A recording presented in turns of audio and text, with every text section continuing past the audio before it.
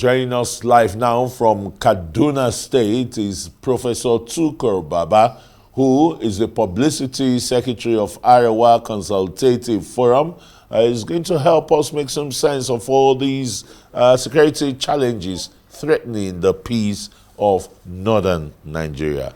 Thanks very warmly, Prof, for joining us on Newsnight. I mean, how do you aggregate all the spate of insecurity, kidnappings in the north alone? I mean, close to 400 kidnaps in just 1 week or less than a fortnight. That's quite alarming. How does the ACF and the northern elite see this? Very alarming, very concerning. It's not just ACF, it's not just the northern elite, it's everyone in the north. And I want to suggest everyone in the country is very, very worried about the spate of insecurity that appears to be escalating rather than reducing, or despite allocation of tremendous amount of resources, financial, equipment, manpower, and so on. Of course, if there is no peace, if there is no security in the life of anybody, life would be very difficult. I mean, we'll be returning to the jungle. So it's very concerning because it affects every aspect of life: productivity, travel, commerce, education, health services, infrastructure, you name it. It's very, very concerning. And the fact that it does not appear to be improving, rather we have seen escalation in many places, is something to worry about. The situation is actually, I will describe it as grave. Grave because there seems to be no lining in the sky. And we hope we are not going to reach a point where, in fact, non-state agents, armed agents, miscreants, and so on will take over our lives. Now, it is also disturbing in the sense that some of these crimes used to be urban phenomena. But of course, nowadays it is people in the rural areas that are actually suffering the most. I mean, if everybody has to leave the rural areas, you can only imagine what the repercussions would be. The ACF is very, very concerned about this. This point has been made clear a number of times. In fact, in the commemoration of the ACF's 25th anniversary, a special report on the security situation in the north, factors, causes, possible solutions were prepared by a committee appointed by the ACF, and the report was presented to the public yesterday. It was made possible by the study group put together comprising of military, police, and other civilian experts who have had experience with security. And of course, looking at the northern states in particular from the point of view of their experience, what is happening, what can be done, how. It's a very, very comprehensive report, and I think it shows the seriousness with which the Arewa Consultative Forum takes the issue of security. It's central in all the activities of the organization, as you can imagine, because of the dimension that the phenomena is assuming. Yes, the phenomenon, a very dangerous one. I mean, particularly now, and what Nigeria has been battling for more than a decade now. And does that not even justify the threat or concerns being shown by the international community? The Pope, Pope Leo XIV, just spoke about, the worries of the random kidnappings and the rest, and that drew the ire of the President of the United States as well, who says, look, Nigeria, if you cannot fix the issue of terrorists, because these are not just bandits, they are terrorists, that they will come and fix it for us. What are your concerns here? We are very concerned, we are very happy that the international community actually has been showing concern about this issue. Actually, the United States is probably a new entry to this, but the international community, international development agencies, and other non-governmental organizations have always been concerned about insecurity in northern Nigeria, and the dimension has been taken. The UNICEF, the United Nations Development Program, and so on have been drawing attention to this. Back in Nigeria, our researchers in universities and other research institutions have collaborated with and have continued to collaborate with international agencies to see to the end of this. If you remember, yesterday, Professor Jibrin Ibrahim actually presented a paper at the ACF gathering where he showed, he demonstrated, showing data, that over the last 20 years or so, this phenomena has been studied. But of course, it's the policy response that have been a bit disappointing. The concern showed by the international community in general is welcome, because that seems to be the trigger we need to get our policymakers to take the issue seriously. You can say there is a bit of drama, a melodrama in the reaction of the United States, and I don't want to go into that because I don't take that intervention as seriously as I would, for example, from countries internationally that have offered help in the past and have pledged to do so in light of the recent revelation. What I will say is that this phenomena is not a solely Nigerian phenomena. You can put it in a concentric cycle. Yes, Nigeria is affected, but so are the Sahelian countries that are our neighbors. Niger, Burkina Faso, Mali, Mauritania, and others have been suffering from that phenomena. And of course, ours is a combination of many things: ideology, extremism, poverty, climate change, you name it. They are all. And this is a threat not just to West Africa, not just to Nigeria, but it's a threat to the whole world. You can imagine if we continue on this trajectory, the tragedy of refugees, people in IDP camps, people who are unable to cater for themselves, people who are displaced from their traditional abode, people whose livelihoods have been shattered, families. You know, it's a whole sociology of disaster. And Arewa Consultative Forum never sleeps. It's always in the back of our mind. But of course, the organization is at best a pressure group. No political power, no legislative power, but that does not mean we will keep quiet. The organization has been intervening, putting its position out on a number of policy issues, not just on security, on others. But of course, to come back to security, we know that the organization, I can assure you, is very, very much concerned because it affects every aspect of life. And it's tragic, it's actually catastrophic. Yes, and we don't want to see a cascading of this problem. It has to be stopped. And all hands must be on deck. International communities, international partners should please step in.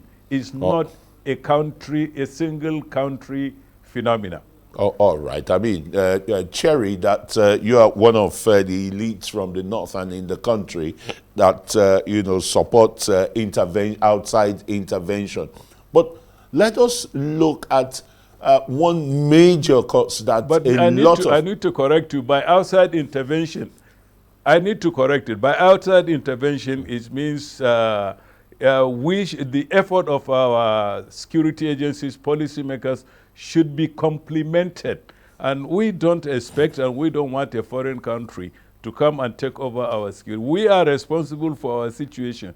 We are capable. Our armed forces, the Area Consultative Forum, believes in the capability of our armed forces. And I only need to draw attention to the fact that they have served in many places in the world. They have served with distinction. And we are saying that it can be done here. But of course, like I said, because it's an international problem, we are of the opinion that the international agencies can help us with equipment, with training, with intelligence, but especially technology, not with threat, because the situation in the country, believe me, is much, much more complex than is viewed in certain quarters overseas. So, but make no mistake about it.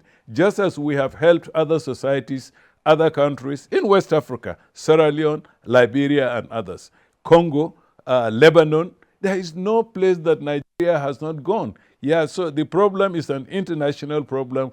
Nigeria should welcome international complementation and collaboration. But we can do it. It's our problem. We are the first to be affected. You know, when you are living in a room, when there is a leakage, you are the first to feel the leakage. Okay. I thought I should make that very clear. All right. Foreign intervention has to be defined and has to be contextualized within our own that's very clear, Prof. Situation. Yeah, Prof. I see to your submission here, but let us look at the complexity of the situation that you tend to paint with a myriad of problems or a plethora of problems surrounding the state of insecurity in Nigeria. Would you say the complexity is in its political leadership or the will, you know, to drive leadership to eradicate or eliminate, you know, terrorists from Nigeria once and for all? Or is it a situation of political merchandising, selling, you know, the hearts of the people to foreigners because of the natural resources on the land? First of all, you know, many years ago, American Cabral, leader of the Liberation Front in Guinea-Bissau, said the problem of African independence is the nature of state established after independence.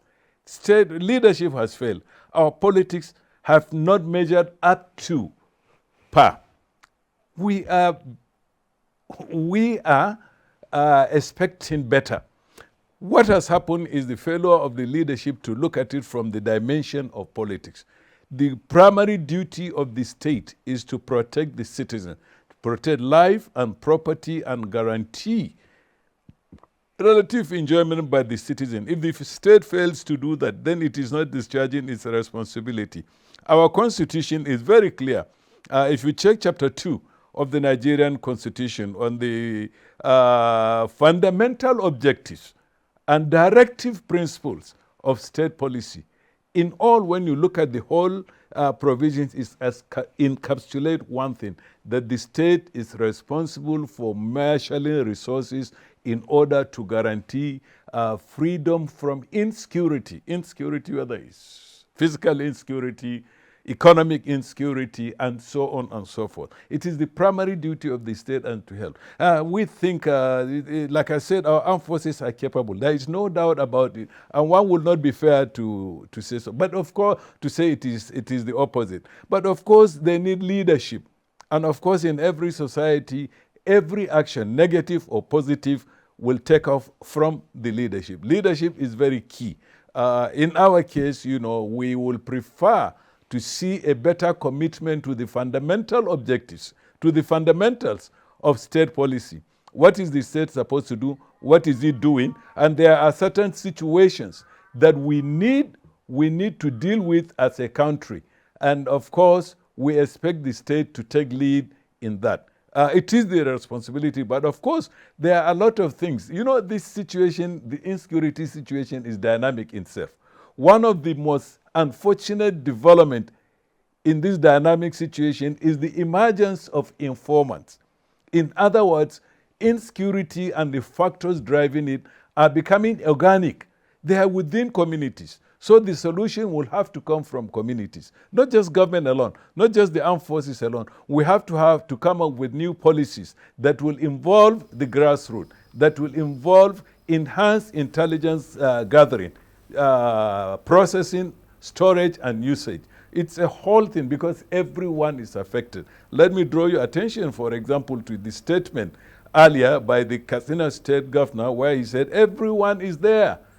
Health workers are there, traditional rulers take part, health workers, civil servants, and so on. So we need to deal with that problem at the grassroots level. How do we identify those driving the conflict? An Arewa Consultative Forum will prefer to see that this problem is addressed from the point of view of the enabling factors, those that support it, whether it's a motorcycle mechanic that will go to the bush to service, to service their vehicles, whether it's the health worker that will go and treat injuries. We need to uproot this support system from our communities. We need to isolate the miscreants, the terrorists and the bandits, by whatever name. They need to be isolated, and people need to be mobilized to see this problem as an existential threat, much as some people are looking at it as a business. It is ephemeral.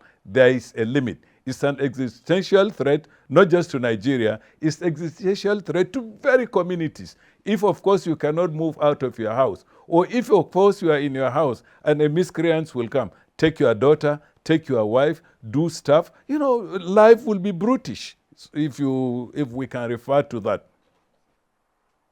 Yes, indeed, Prof. Life could be brutish, and really that's how a lot of Nigerians see today since the advent of insurgency in Nigeria. Thanks so very much, Professor Tukur Baba is the Publicity Secretary of the Arewa Consultative Forum, for speaking with us on Newsnight.